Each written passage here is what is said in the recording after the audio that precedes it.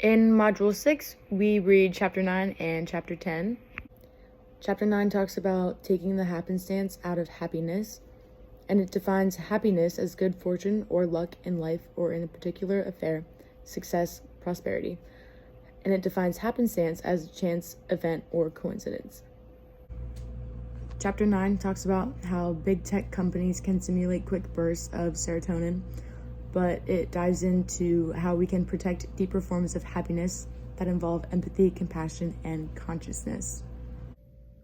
And happiness is a major discussion of Chapter 9 because it's really important. Obviously, we're all engaged with a constant pursuit of happiness throughout our lives, and happiness is just something that everyone strives for, and it's an essential part of being a human being. There are two main types of happiness that I talked about in Chapter 9, one of them being hedonic happiness, which is more of a short burst of happiness, and it's usually temporary, also described as a pleasure, and it can lead to habits such as addictions like being addicted to food, alcohol, or smoking, stuff like that. Social networks such as Facebook, Instagram, Snapchat, they've also been described as pleasure traps when it comes to being hedonistic. The second kind of happiness talked about in Chapter 9 is eudaimonic happiness, which is a deeper happiness, also could be known as contentment. And then it goes into talking about how one would define human flourishing and how misdefining it, human flourishing, that being, will only empower machines more and will only make the future for us worse. It says that we accept hedonic pleasures as good enough because they can often be manufactured, organized, or provided by technology. However, we need other experiences of happiness as well, and we shouldn't fall for the digital pleasure trap. In fact, psychologist Martin Seligman found that humans get most happiness from pleasure, whether that be from tasty foods or warm baths, engagement, which could also be known as enjoying an activity, relationships, or any kind of like social ties.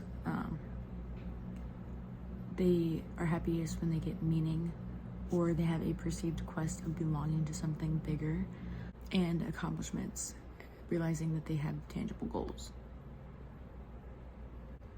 The author states that they don't believe technology will be much help in contributing to furthering real relationships. In fact, technology actually drives our relationships away most of the time, such as having your phone out at family dinner, or just not communicating with one another because you all have your heads stuffed in your phones. Compassion happens to be a unique trait that is connected to happiness, and it also happens to be something that computers and technology cannot possess.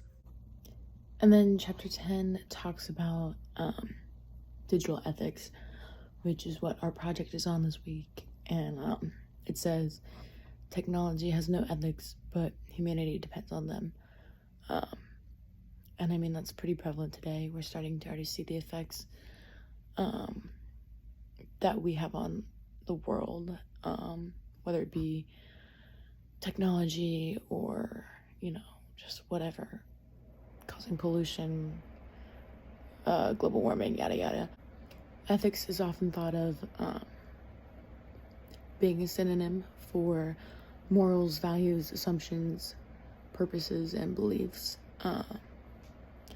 But when it comes down to it, ethics is really when you question whether something is right or not in a given circumstance.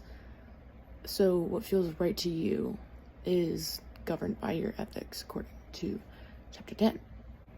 And then the chapter just basically dives into what happens to our ethics if machines become self-learning, what happens to religion and all the things that we value today? How does that change, and how does that fit in to our new way of life in the future?